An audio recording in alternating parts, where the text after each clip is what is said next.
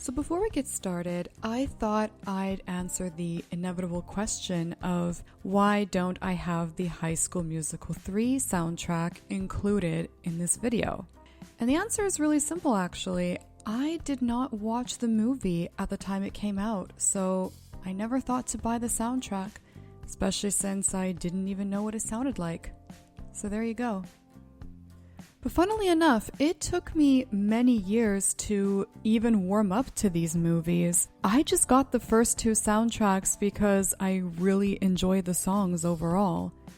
Though now that I'm older and can definitely appreciate what these films were trying to do at the time, I'm actually looking forward to making even more videos related to the films, particularly about the characters that I felt were actually well written for a premise like this. Namely, Troy, Ryan, Kelsey, and yes, our queen, Sharpay.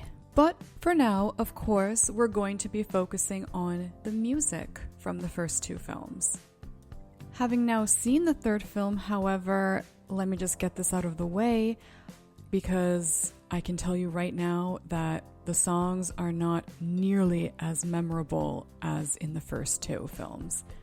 Now we know that the musical episode from That's So Raven was very much the precursor to High School Musical, but I do think it's worth mentioning other obvious influences to the music and overall vibe and acting style. Mostly because I'm just so tired of everyone citing Romeo and Juliet as the main influence on High School Musical, even though, yes, Troy and Gabriella do have relationship problems, they are not star-crossed lovers. Star-crossed lovers are a couple that either cannot be together due to some form of tragedy or external forces working against them. Troy and Gabriella may be in couples therapy, but it's not their friends who put them there. But anyways, I will be discussing this further in the aforementioned subsequent videos on the franchise. Going back to the real influences on High School Musical. Well, even though the songs are contemporary, we could trace the influences on the music from as early as the late 70s. Up until, of course, the early 2000s. Starting with Grease, certain story elements make this comparison really obvious. Saved by the Bell, and even Steven. So when you hear the musical theater, show tunes, electro, dance, and teen pop, as well as notice the really cheesy and innocent acting, it just makes a whole lot of sense. Screenwriter Peter Barsoccini also really wanted to become a ballerino, fun fact.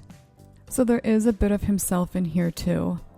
I will say that in the first film, the songs definitely lean more into the theatrical, whereas in the second film, they sound more mainstream and, of course, perfect for summer.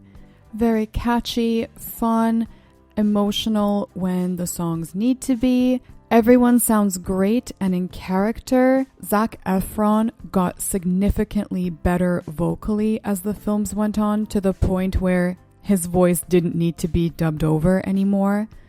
It's all very uplifting, high energy, classic Disney, and I'm totally okay with that. Thank you so much for listening, and in the next long form entry, we'll be looking at Britpop again. See you then!